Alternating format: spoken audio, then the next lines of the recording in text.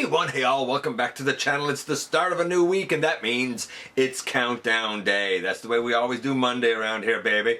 And this countdown is going to be an interesting one. Of course, it's always voted on by fans all across social media, and this one is going to be all about rivalries. The top 10 rivalries. That's going to be our focus this time around in the latest GotBot Counts Down.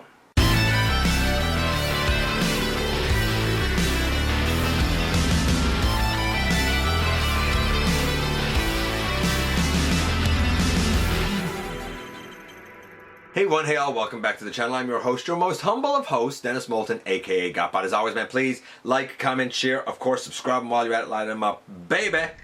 And hit that notification bell, please. It helps me out a ton to let you know when content of all sorts goes up here on the channel. Check out Machinery of Man, The Everything Factor, all the groups that I'm either a mod or an admin for, all of that in the description down below, as well as all my social media links.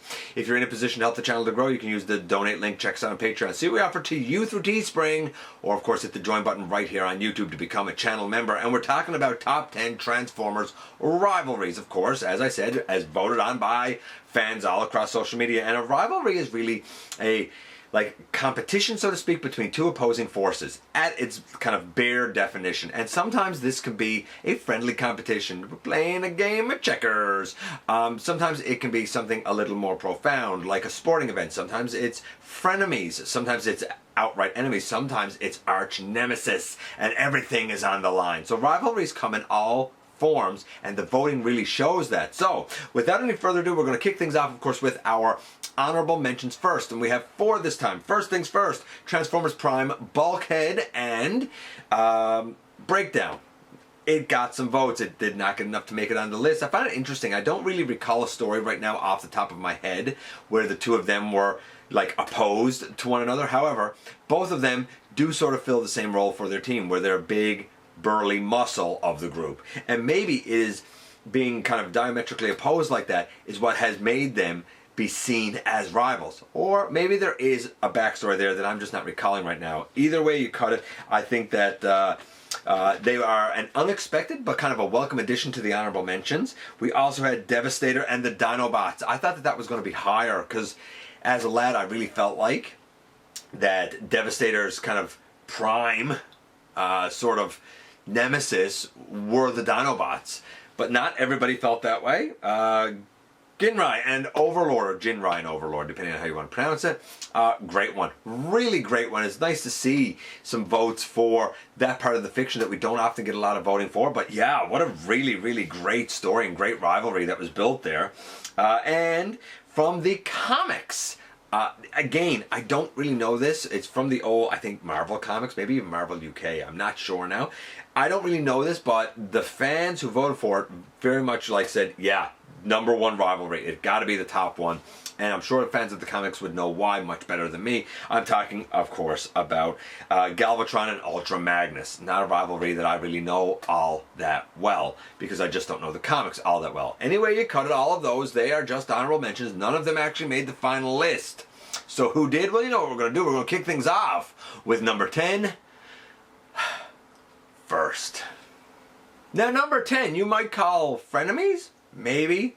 Or maybe they were kind of simmering enemies. I'm talking, of course, about Beast Wars and the rivalry between Rattrap and Dinobot. Everybody sort of remembers how these two guys were oil and water. They just did not get along. They struggled with even the idea of mutual respect. They struggled with being on the same side and the same team. They struggled with defining their relationship to each other and their positions on the team.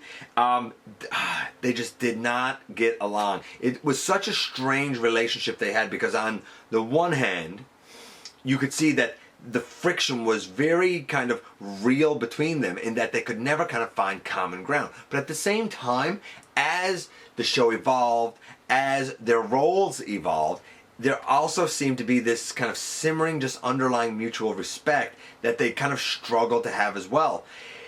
I thought that the way that their interactions and their rivalry, their friendship, and their enemy-like nature were all kind of presented and encapsulated in their interactions in the show was written so brilliantly, so beautifully well. It was always friction, but it was always fun to see Dinobot and Rattrap on screen together in whatever scene it was. Enough people kind of remember their rivalry that they were able to take the number 10 slot. Number 9 is more of a rivalry where we have bitter enemies. And these enemies certainly had somewhat of a backstory and somewhat of a history, but I really think that what defined their rivalry the most was an episode in which these two characters were very much the focus of everything that was happening. I don't know, but they may have been the only two Transformers characters in the entire episode. We're going to Transformers Prime, and we're going to the rivalry between Arcee and Airachnid. I don't have the Arcee here, unfortunately. But yeah, I think back to that episode, and I can't remember what it's called, but it was almost like Airachnid was hunting. She was after Arcee and Jack, but man, she was presented in that episode as such a terrifying presence and such a major threat, and very much put in a position where her arch nemesis, her main enemy going forward in the program is most definitely going to be Arcee. It's just a shame that when it came to the plastic representation, so you could actually do something cool with those characters, Arcee wound out pretty good with a pretty good mold, and poor Airachnid had this. I thought the episode that they had was really cool. I thought the simmering kind of disdain that they had for each other was really cool. I thought that the two of them being opposed to each other was really cool, and so did a lot of fans, enough that Airachnid versus Arcee from Transformers Prime was able to take the number 9 slot. Number 8 is a bit of a strange one that I honestly never would have thought of myself, because I never really thought of too many of the combiners as having arch nemesis. But a lot of people did, and specifically they pointed out Superion versus Menasor. I'm sure that there's a history here. I'm sure that there are several episodes where they ended up battling each other. Some people also voted for Superion and Bruticus, but not nearly as much. The kind of justification often given here is that the, Stunticons were created specifically to be able to, so was the justification given, specifically be able to, battle the Autobots on the roads. And Superion, in response, was created, or the aerial bots at least, they were created so that we could, go against the Decepticons in the skies. Even though the Decepticons had a few land-based vehicles, I think, and the Autobots definitely had a couple of planes at least. Looking at you, Powerglide and Skyfire, just saying. Nevertheless, a lot of people see these two as like so intimately opposed to each other, but also intimately connected to each other, because their existence is predicated on the idea that the Decepticons needed land-based offense against the Autobots, and the Autobots needed air-based offense against the Decepticons. They were created for reasons. They were two of the combiner teams that didn't just show up. They were specifically created for specific reasons, and that's what makes them rivals to one another. Were these guys more successful kind of putting forth Decepticon efforts on the roads, or were these guys more successful in defending Autobot efforts in the skies? However you want to see it, Menasor and Superion scored enough votes to take the number 8 slot. No cute reveal for number 7. It is obviously going to be Omega Supreme and Devastator. Okay, this is a weird one because it also points out a continuity issue. In The Secret of Omega Supreme explains why he has a long-standing grudge against the Constructicons, who were altered to become Decepticons by Megatron's Robo-Smasher on Cybertron when they were back on Cybertron before the Constructicons got created on Earth. Yeah, I know what I said. I know what I said. I also know what that story says. If you believe the story that the Constructicons existed on Cybertron, they were friends of Omega Supremes, basically betrayed him because they became Decepticons, and he never ever forgave them and lost being a good-natured guardian and became, well, the Omega Supreme that we know. Nevertheless, kind of the struggles that would ensue between Omega Supreme and Devastator are kind of the thing of legend. It's sort of funny, though.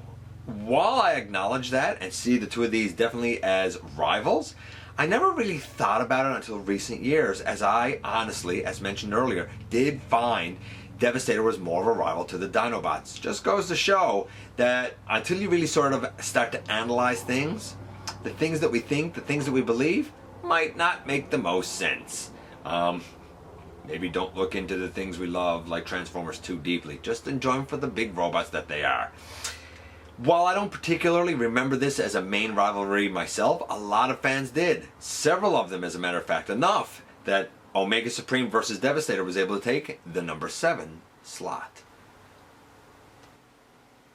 Now, coming in at number 6 are a couple of characters that I can actually hold in my hands a little bit easier. This is what I like to call the rivalry of the second in command, being Ultra Magnus and Cyclonus. Yes, I definitely remember a rivalry here. Yes, I definitely remember them kind of doing battle with each other, kind of being opposed to one another. And yes, for me at least, I always saw Magnus as the second in command behind Optimus, and I also always saw Cyclonus as the second in command behind Galvatron. To be fair, there might be some debate as to who is actually second in command behind Optimus. Some might say it was Springer, some might say Cup. I get it. But for me, it was always the guy who should have been the leader, Ultra Magnus. And we have Cyclonus, who arguably should have been the leader. Both of these guys held the same role basically for their respective teams. Both of these guys arguably are the characters who should have been leaders. They were two sides of the same coin, and whenever they did battle, it was usually pretty epic. At least I always enjoyed it, and so did enough fans that these guys were able to take the number 6 slot. And it only seems fitting that here at the most coveted of spots, and you know what this is the, hold on for it, wait a second, this is the halfway mark. That we also have probably the most coveted of rivalries. I don't know if you call these guys enemies. I don't know if you call them frenemies. I don't really know what you call them. But it is the rivalry for, I guess, a leadership position between Megatron and Starscream. Like, they were definitely part of the same team. They were definitely Decepticons. They definitely had different ideas about how the Decepticons should be ran, as well as what goals they should have. And they were definitely not friends. But at the same time, they weren't quite enemies. At least not until the very end. Not until the boiling point when Starscream really did just abandon Megatron to space. And Megatron, reformatted as Galvatron, was finally done with Starscream's nonsense. Even after that, Starscream would haunt him as a ghost, basically. I don't know what you call the relationship, as dysfunctional as it was between Megatron and Starscream, but undoubtedly there was a rivalry here for power, for leadership, for personal gain. And for that reason, these guys easily take the number 5 slot. Now, number 4 sort of surprised me, but less so because of last week's vote, which did surprise me. We go once again to Beast Wars and the rivalry between Depth Charge and Rampage, or Protoform X if you will. Last week's vote was talking about favorite Beast Wars characters, and I was shocked at just how high Depth Charge made his appearance on the list. So when people started to vote for this rivalry this time around, I thought to myself, you know what, yeah, it was a beautifully written rivalry. It was simple. This guy was a monster. This guy was the guy who felt a need to take down the monster for what, his own vindication, I suppose. Feeling like he owed it to every victim to avenge them. It was very Batman and Joker-like. It is very, you know, Javert and Jean Valjean, if you know Les Mis-like. It is a classic rivalry of good and evil. It is a classic rivalry of one really exists because it is purely motivated by the other. They do very much define each other from beginning to bitter end. And for that reason, Depth Charge and Rampage take the number 4 slot. And we are into the top 3. And this one I'm so glad made it. I wasn't sure if it was going to, but it was definitely on my personal list. How can you forget about the rivalry starting in Scramble City? Ooh, between Trypticon and Metroplex. Look, we can talk about Fort Max and Scorponok all we like. We can talk about Omega Supreme and Devastator all we want all day long. But the first two huge Citybot titans were Trypticon and Metroplex. And right from their very beginning of existence, they were like the most heated rivals to one another. When one appeared, you knew that the other wasn't going to be too far away. And when they would clash, well, their clashes were the things of legend. They were obviously epic. You have two of the absolute biggest bots tying it up. The power, the status, the size, the structure. Almost no rivalry, certainly in stature, compares to that of Metroplex and Trypticon. And for that reason, these two big boys got to take the number 3 slot. Now, I can almost guarantee you that here at number 2, we're going to have a rivalry that most people would have expected at number 1. It's going to be a shock. I'm talking about the rivalry between none other than Megatron and Optimus Prime. Yeah, I think most people expected Prime and Megatron, the two leaders, to be the number 1. They're not. Actually, they weren't really close to being number 1. Number 1 is kind of far and away, which really surprised me, as you'll see when we get there. But undoubtedly, a classic rivalry. How can you have Optimus without Megatron? How can you have Megatron without Optimus? It seems like if you have one, you really need to have the other. Again, not to use the cliche of like Batman and Joker again, but very similar. If there was an alternate leader going up against Megatron, I would give the advantage to Megatron. If there was an alternate Decepticon leader going up against Optimus, I would give the advantage to Optimus.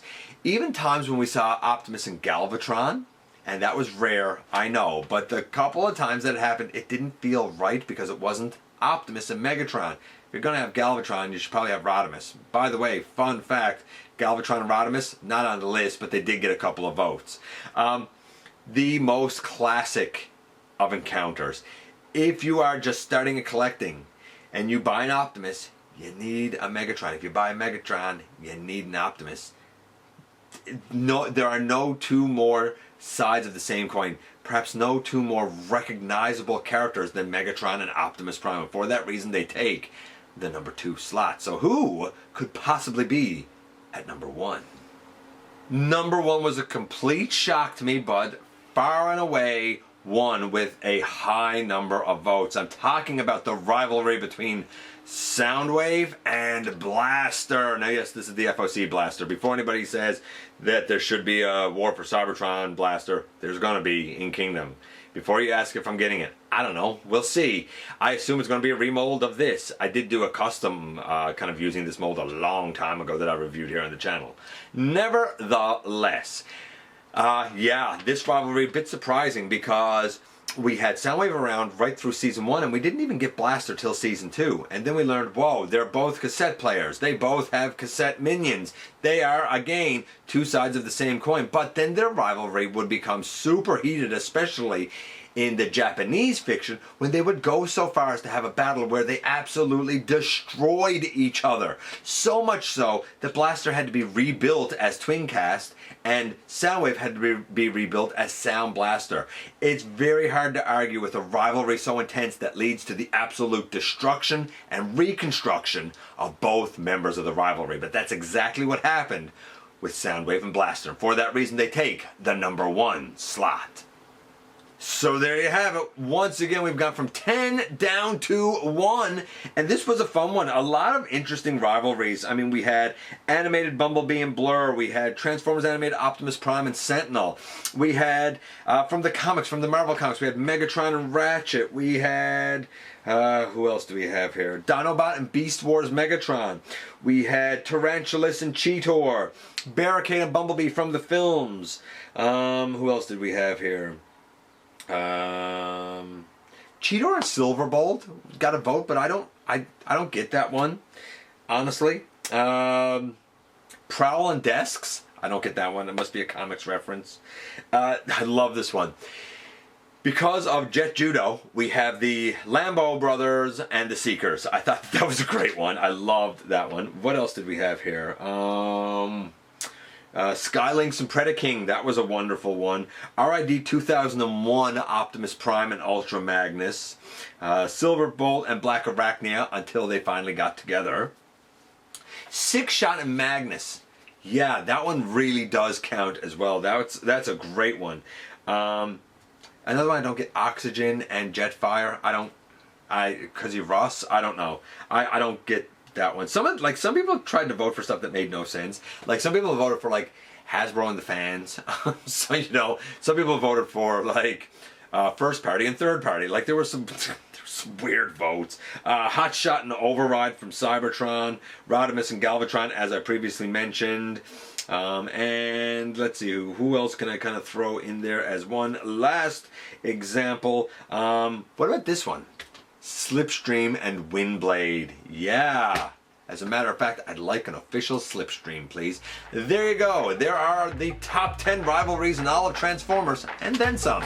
I appreciate you guys coming by, giving me some of your extremely valuable time. I do know how important it is to you. If you are in a position to help the channel to grow, you can use the donate link. Check us out on Patreon. See what we're up to you through Teespring, or of course hit the join button right here on YouTube, baby, to become a channel member. While you're at it, hit the subscribe button. Yeah.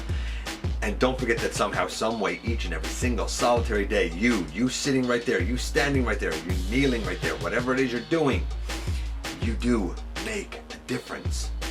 And I look forward to the next time that you and I get together to have another visit, either in the live streams on Thursday nights, at the stop motion premieres, or the old fashioned baby right here inside the videos.